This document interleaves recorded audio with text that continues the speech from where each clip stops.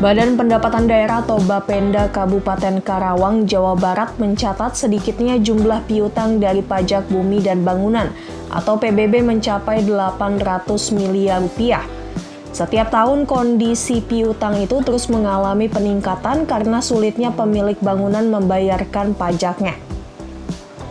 Tak ingin terus meningkat jumlah piutang, Bapenda Karawang sejak tahun 2022 lalu menggandeng pihak Kejaksaan Negeri Karawang. Sebab jika piutang itu dapat tertagih bisa membantu kegiatan pembangunan di Karawang, apalagi ketika banyak pembangunan tertunda karena pandemi COVID-19.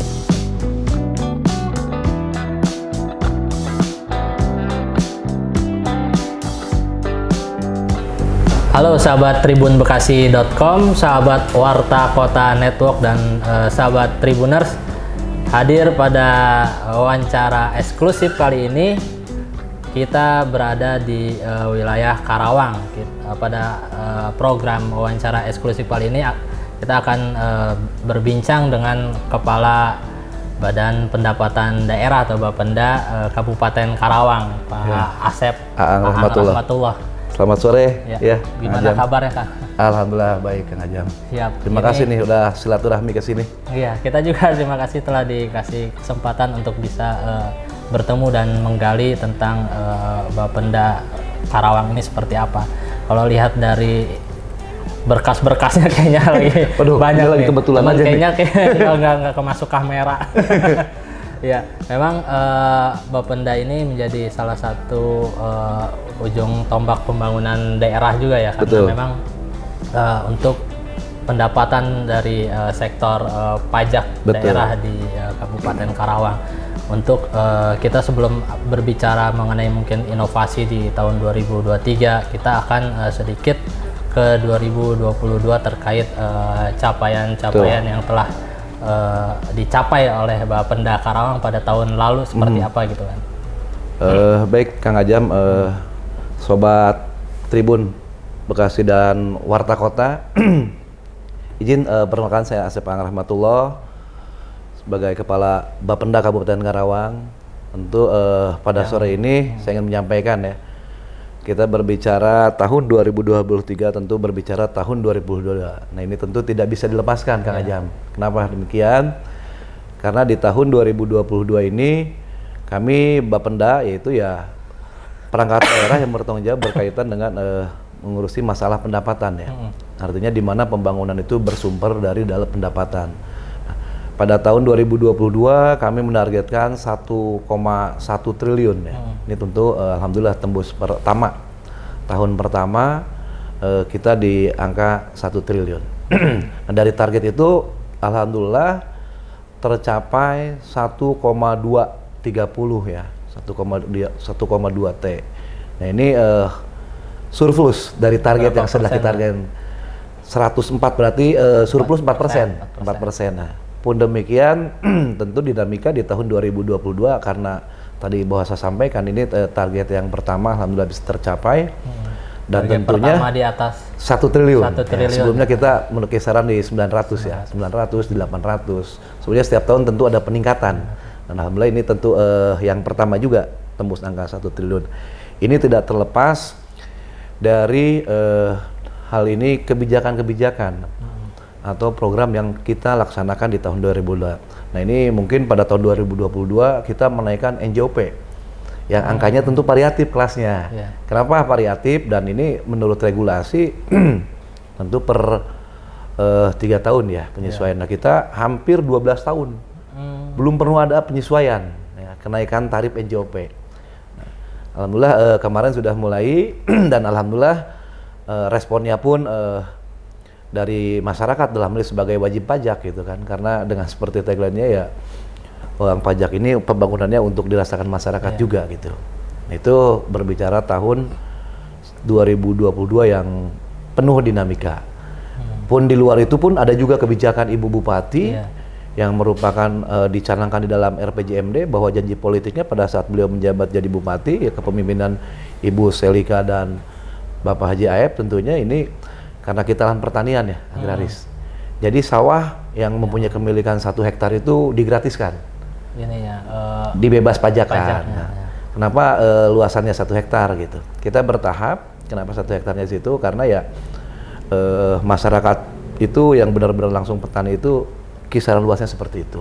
Tidak menutup kemungkinan di tahun sekarang luasannya kita upgrade, gitu kan, maksimal dari 2 atau sampai 5 hektar. Nah ini petunjuk pimpinan yang tentu akan kami tindak lanjuti, gitu ya, petunjuk pimpinan. Artinya di satu sisi ada kenaikan Betul. gitu, tapi di satu sisi karena Karawang ini kan terkenal dari lumbung padinya Betul, itu ya. betul Kang Ajam ya. Nah ini menjadi salah satu juga kebijakan ya untuk menyelamatkan ya para petani juga gitu kan. Ya sebagai bentuk anggaplah apresiasi dari pemerintah daerah. Jadi dibebaskan dari pajak ya lahan pertanian yang 1 hektar. Untuk di 2000 tahun lalu dan mungkin tahun ini inovasi apa yang digunakan gitu untuk mendongkrak atau meningkatkan pendapatan dari pajak ini? Nah, tentu seperti halnya di dalam berdoa ya Kang Ajam. Kita melihat masa lampau tanpa melihat masa depan tanpa melupakan masa lampau. Artinya ya harapannya tahun ke depan itu lebih baik. Nah, tahun depan lebih baik kenapa? Di tahun 2023 memang kita fokus kepada sektor penggalian pendapatan. Tetapi bukan berarti kurang terperhatikan ya dari segi administrasi. Nah, saya tentunya di Bapenda sekarang dipercaya sebagai kepala badan bersama tim itu karena saya menganut tidak ada superman, super tim ya, kerjasama dan sama-sama bekerja. Saya selalu mengingatkan. Nah ini kita target administrasi yaitu penghapusan piutang. Nah ini perlu disampaikan juga berkaitan dengan penghapusan piutang dengan penyesuaian NJOP tadi di tahun 2022 kisaran kurang lebih 800 miliar. Nah ini kenapa demikian ya, salah satunya yang double anslah gitu kan. Ini yang kita lebih fokus kepada administrasi. Jujur saja lah di kita ini mungkin bukan hanya di Karawang gitu ya. Kalau kita berbicara Republik, kalau data itu ya kita agak-agak repot juga berbicara data. Nah kita memulai lagi berkaitan dengan pemutakhiran data. Data dari sini tergantung kita sebagai koki mau meramu. Kalau untuk meningkatkan potensi pendapatan, ada potensi-potensi lainnya. Ya. Mungkin berkaitan dengan di kita itu paling besar pajak bumi dan bangunan ya. Pajak kita di kisaran 400 miliaran. Di Nah tahun ini 2002 itu ya. 2023. Nah potensi ini pun menjadi perlu penggalian berkaitan dengan di kita banyak juga perumahan developer. Nah ini yang harus menjadi fokus kami selanjutnya gitu ya. Nah oleh karena itu di tahun 2000 salah satu inovasinya terkait administrasi penghapusan piutang kita concern. Yang kedua di sektor pendapatan penggalian, baik itu secara intensifikasi maupun ekstensifikasi Kang Ajam gitu. Apalagi sekarang ya alhamdulillah terhitung 1 Januari itu Pak Presiden menyambut PPKM. Nah tentu ini secara otomatis berdampak gitu ya. Khususnya dari sektor restoran. Nah hotel, itu ya. pajak hotel, pajak restoran, itu kan termasuk juga ya mungkin pajak hiburan juga. Nah ini bisa menjadi sektor yang kita gali gitu ya. Seperti saya sampaikan bahwasannya di hampir 461 di tahun 2023 ini Itu yang pajak bumi dan bangunan tahun PBB 2023 itu. betul. Ini yang akan kita gali. itu target itu ya, target Target di tahun targetnya. 2023. Nah, perlu sampaikan bahwa tahun 2023 ini dari 11 jenis pajak ini kita menargetkan 1.273 miliar ya. Ini yang kita targetkan.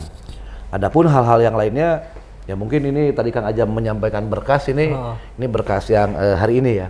Biasanya kami di bulan Januari ini berkas ruang ini full berkaitan dengan SPPT. Oh ya. Nah, alhamdulillah karena saya masangkan target 1 tahunan ya dari di PLT di Bapenda. Kemarin saya masih tanda tangan manual gitu. Dari dalam hal ini ya kita mau berubah di era transformasi digitalisasi, tidak ada kata terlambat. Nah sekarang saya agak santai. Inovasi apa? Itu sebagai salah satu inovasi berkaitan dengan TTE ya. Tanda tangan elektronik. Nah, pinuh nih, jam ini ruangan ini dengan SPPT. Dulu itu sampai awal Februari. Nah sekarang alhamdulillah saya sudah klik dan beres semua. Rencananya minggu depan pendistribusian SPPT kepada wajib pajak. Nah, artinya semakin cepat didistribusikan semakin. Nah itu harapan. Masuk ya. Termasuk PBB aja. Seperti halnya tahun kemarin kita mencoba jatuh temponya itu di 2 kali. Oh ada terobosan. Nah itu menjadi terobosan juga. mungkin kita di akhir tahun itu baru giat-giatnya, tetapi kami dari awal tahun, dari semester 1 aja di Kasda ini sudah ada uang. Gitu. Artinya ini udah mulai ini nih. Sudah mulai Jatuh tempo nih. jatuh temponya kita bulan April. Di bulan April, tadinya kan itu di Oktober. Nah, kita geser yang Oktober ke April dengan harapan pembangunan bisa berjalannya. Ini yang dimaksud sinergitas dengan perangkat daerahnya gitu. Dan kalanya mungkin pembangunan ini ya sumbernya dari pendapatan. Kita untuk membayarnya belum jalan pembangunan di akhir, kadang-kalanya di akhir repot. Nah, kita geser ke awal. Ini mungkin bisa dikatakan sebagai suatu terobosan juga. Kemarin di tahun 2022 di triwulan ketiga saja kami sudah mencapai 80% untuk target PBB. Karena terobosan Nah, dua itu. Betul. 2 kali jatuh tempo. Betul, ya itu salah satunya gitu kan. Terus pun di luar itu ya mungkin saya dengan tim di jajaran ingin beralih kepada digitalisasi. Digitalisasi.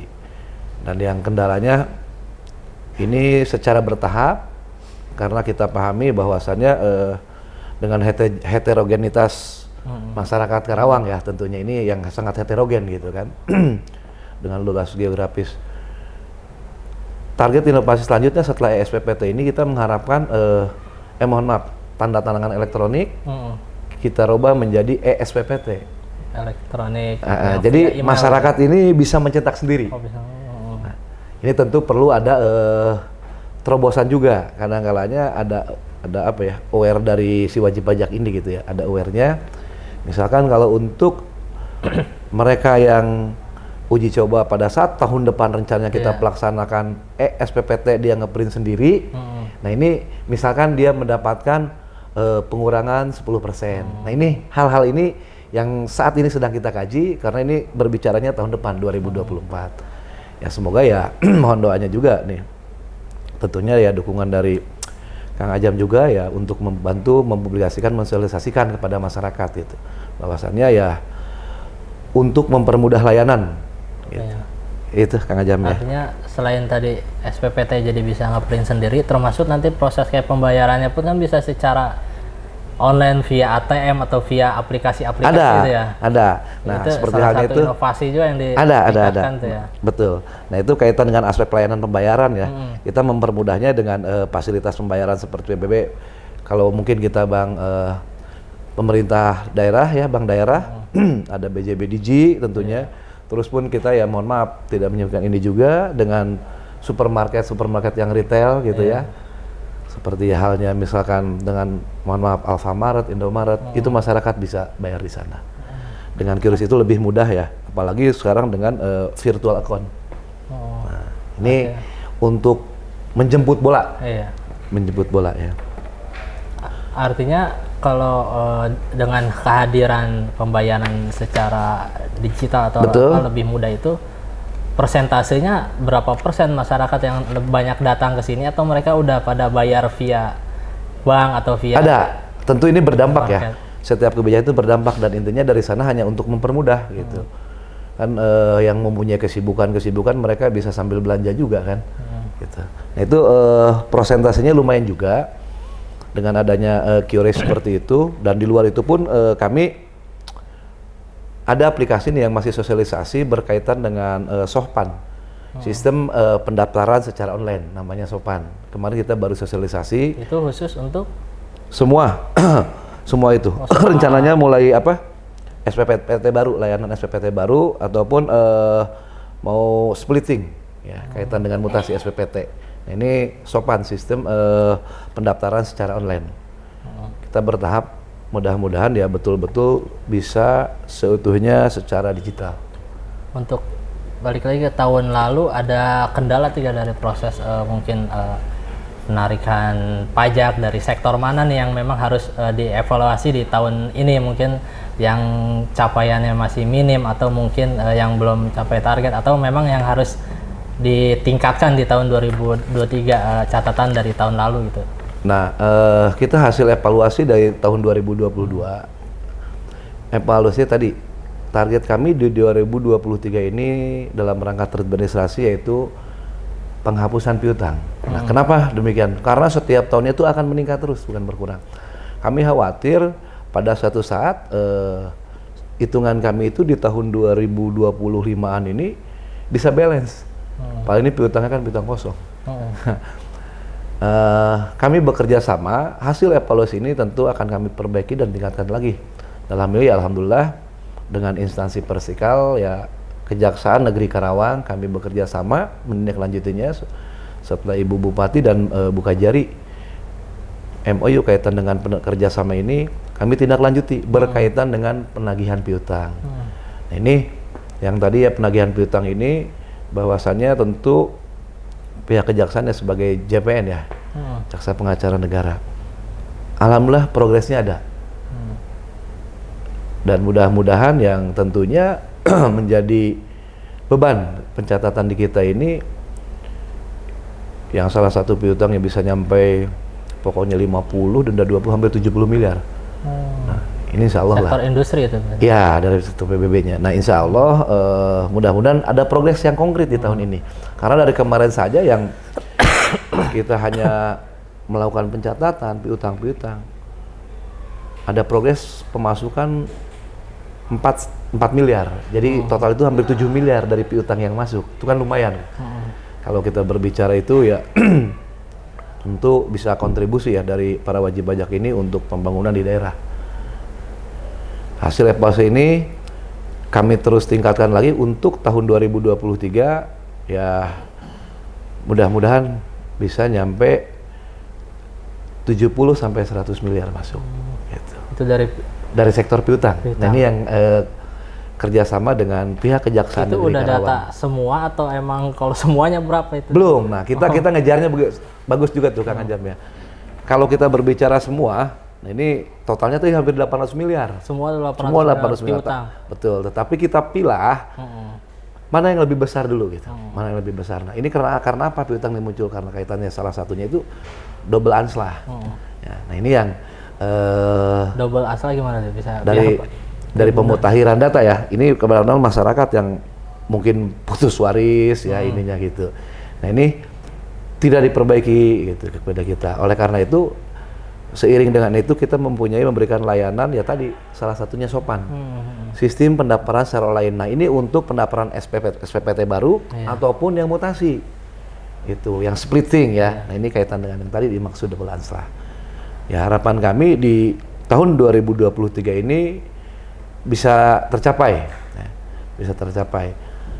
Adapun langkah-langkahnya kami sudah menyusun dan tentu tidak terlepas dari asistensi lembaga auditor pemerintah. Ya. Kami diasistensi oleh BPKP Perwakilan Provinsi Jawa Barat. Nah, untuk 3 bulan ke depan kita itu bermasalah di data. Nah ini yang pertama harus yaitu data ini benar-benar mutakhir. Bisa dipertanggungjawabkan ya, akuntabel tentu dari data ini. Semua dari data bisa juga dimanfaatkan dengan potensi. Nah, contoh perumahan-perumahan sekarang kan pasti SPT ini atas nama developer semua. Ya kan, belum misalkan Kang Ajam di perumahan tinggal perumahan belum dibalik nama sama Kang Ajam. Nah ini masuk dari situ. Jadi kami ya sangat optimis pendapatan ini setiap tahunnya bisa menaik. Bisa surplus malah. Nah mudah-mudahan lah gitu ya. Diharapkan. Itu yang piutang tadi itu dari tahun berapa dan sektornya apa emang PBB aja atau? Itu sektor hutang dari PBB. PBB. Nah, diserahkan ke kita itu dari kantor pelayanan pajak ya. Ini makanya kami lagi milah dan memilih data. Kami mengambilkan 10 kecamatan yang kami fokuskan. 10 kecamatan ini kita targetkan anggaplah menjadi fokus kami pertama. Dari 10 kenapa? Nah berdasarkan pertanyaannya kenapa 10 kecamatan? Sementara Kabupaten Karawang ada 30 kecamatan. Nah 10 kecamatan ini harapan kami, karena dari data tadi itu belum di-split, ini yang paling banyak, paling besar wajib pajaknya. Dan buku PBB ini ada P1, P2, P3, dan P4, P5 yang di atas 2 jutaan. Nah ini di kecamatan yang menjadi paling banyak wajib pajak itu kemarin peringkat pertama kita Kelari, terus Luk Jambe Timur. Nah, itu tentu kaitan dengan kawasan. Kendalanya tuh rata-rata apa atau mungkin ada yang biasanya mungkin kan ada yang dia yang biasa kasus-kasus yang ditemuin kan dia udah bayar ke desa atau mungkin apa atau Nah, kendala-kendala itu di lapangan atau emang ini yang menarik ya. Kalau piutang itu di luar itu, kenapa tadi saya katakan double asla? Mungkin maksudnya Kang Ajam kendala di masyarakat. Memang dulu kita bertransformasi ya dari konvensional sekarang kepada digital gitu. Ini menjadi fokus kami di tahun 2024 berkaitan dengan SPPT, pencetakan sendiri. Nah, harapan kami di SPPT itu muncul kaitan piutang-piutang. Dan ini faktual loh yang Kang Ajam sampaikan gitu ya. Mohon maaf, kalau dulu kan petugasnya petugas manual. Wajib pajak masyarakat sudah bayar, tetapi kita tidak. Begitu mereka bayar sendiri terlihat. Ternyata 2 tahun, 3 tahun ke belakang ini nggak dibayarin. Nah, ini rencana kami ke depan tentu di dalam hal ini ya ada forum komunikasi mungkin dengan perangkat desa ya. Baik Papdesi ataupun Apdesi. Ini plus minusnya kita masih pelajari. Harapan kami tentu di dalam pengelolaan keuangan ini aspek transparansi yang kita kedepankan. Nah, mohon maaf, mungkin katakanlah petugas X dari desa X gitu kan, dia sudah bayar, ternyata belum. Nah, sekarang si petugas X desa X-nya itu katakanlah tidak menjabat. Ini kan muncul juga permasalahan. Nah, ini kami akan bahas secara duduk sama-sama antara forum komunikasi kepala desa ini, baik dengan Apdesi maupun dengan Papdesi. Harapan kami tetap menjunjung transparansi. Jadi muncul ke WhatsApp, oh ternyata hutang saya itu segini. Gitu. Dan karena kan aturannya pada saat mau bayar hutang, di sininya tetap muncul. Tahun sebelumnya harus dibayar dulu. Ketika muncul pas mau transaksi jual. Kaget kan? Nah, ini sudah bagus juga nih Kang Ajam, ini ya, pertanyaan yang menarik gitu ya. Nah, di luar itu pun sama. Yang menjadi pertanyaannya gitu kan, piutang ini dihapuskan, hilang tidak? Tidak hilang. Anggap pada saat mereka menggunakan transaksi akan terjaring. Pada saat mereka melakukan jual beli gitu kan, ini menjadi beban juga. Mau tidak mau ya harus diselesaikan. Nah, sekarang siapa aja sih? Berapa sih datanya? Ini baru triwulan pertama target kita pemutakhiran data. Karena menurut hemat saya pribadi gitu, bahwa data yang paling utama. Dari data ini ibaratnya kalau masakan kan bukan lagi menjadi penyedap rasa ya, justru tanpa data ini akan repot. Dari data inilah kita mau apakan gitu. Kan dari sektor-sektor pajak daerah kan ada banyak. Yang salah satu terbesar kan dari PBB, BPHTB, betul. Nah, dari sektor yang lain di 2023 ini ada yang ditingkatkan signifikan tidak target pendapatannya gitu dari sektor mana?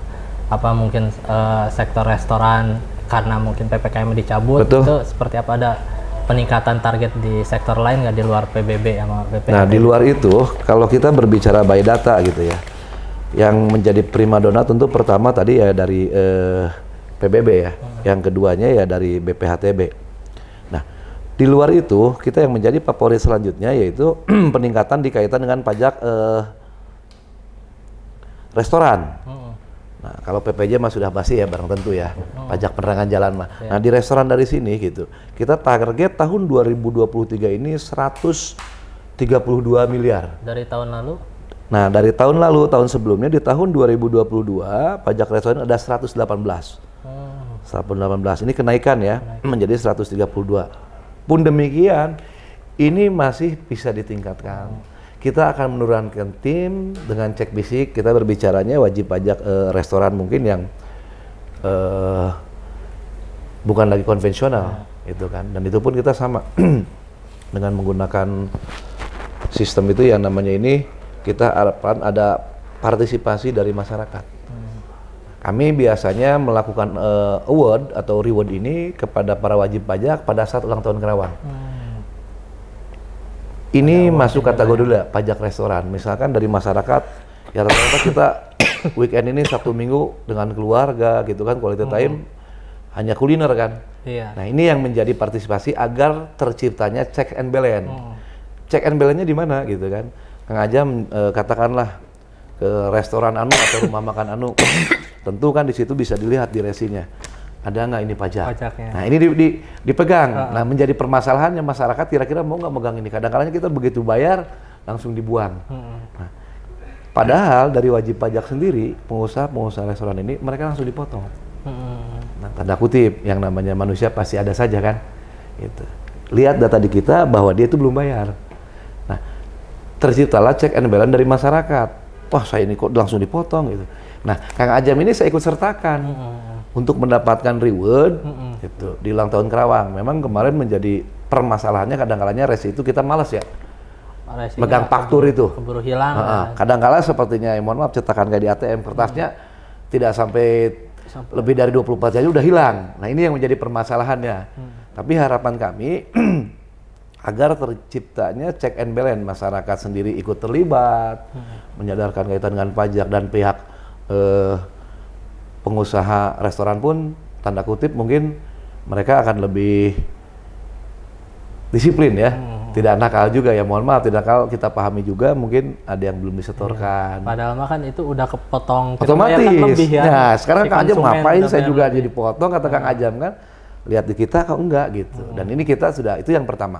Yang kedua, kita menurunkan tingkatan tim dengan uji petik. Misalkan di beberapa rumah makan kita turunkan tim, ini di 2023 juga nih. Untuk melihat berapa sih sebetulnya potensi itu kan dari 132 miliar ini. Ternyata dia melaporkan sehari aja misalkan penghasilannya dilaporkan hanya anggaplah 5 juta dengan di breakdown berapa porsi ini. Tim kita ada di situ cek. Kita ngitungnya pun yang namanya rata-rata bukan hanya pada hari rame, kita hitung juga pada saat sepinya.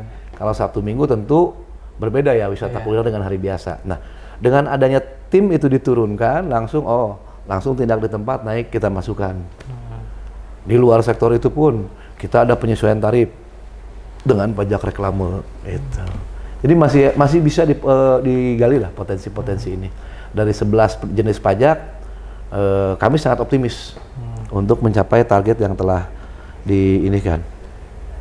Ya, artinya berbicara pajak daerah ini kan tetap harus gotong royong ya. Betul. Harus kesadaran semua pihak, baik dari masyarakat ya, yang dari sektor yang mungkin kena pajak juga kan, yang memang harus ada kesadaran yang ditingkatkan gitu, termasuk memang inovasi-inovasi yang dilakukan oleh Bapenda Karawang ini kan sudah dilakukan, tapi Betul. kalau emang si orangnya itu nggak mau bayar pajak, tetap aja nggak bayar kan. Intinya seperti itu sih. Untuk terakhir dan penutup, ada pesan yang ingin disampaikan buat masyarakat Karawang maupun wajib pajak di Karawang, seperti apa pesannya atau himbauan yang ingin disampaikan? Baik, kepada warga atau masyarakat Karawang, tentu dalam hal ini berkaitan dengan pajak daerah, bahwa uang Bapak dan Ibu itu untuk pembangunan masyarakat di Karawang dan tentunya bisa dirasakan oleh Bapak dan Ibu. Kami dari Bapenda mencoba memaksimalkan pelayanan kepada masyarakat dengan berbagai kemudahan. Ataupun kalau misalkan dengan kemudahan-kemudahan ini dirasa kurang jelas, kami mengharapkan ya bisa datang langsung kami dengan transaksi yang tentunya dalam hal ini begitu mudah. Yang kedua, kalaupun memang ada saran atau keluhan perbaikan, datanglah ke kami. Bisa juga dihubungi melalui dengan sekarang itu lebih mudah ya, dengan media sosial yang ada, baik melalui akun Instagram gitu. Dan kami sedang akan melayangkan lagi layanan hotline. Ini yang tentu yang mudah-mudahan tidak terlalu lama lagi bisa dilaksanakan. Bahwa uang pajak itu dari rakyat, oleh rakyat, dan untuk rakyat yang dirasakannya. Itu saja mungkin Kang Ajam pesannya. Ya, siap.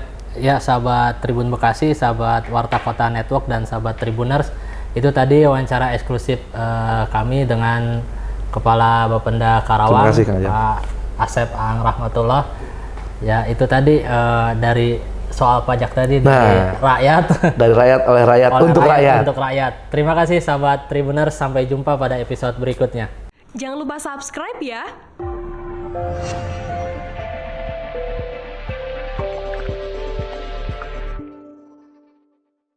Jangan lupa subscribe ya.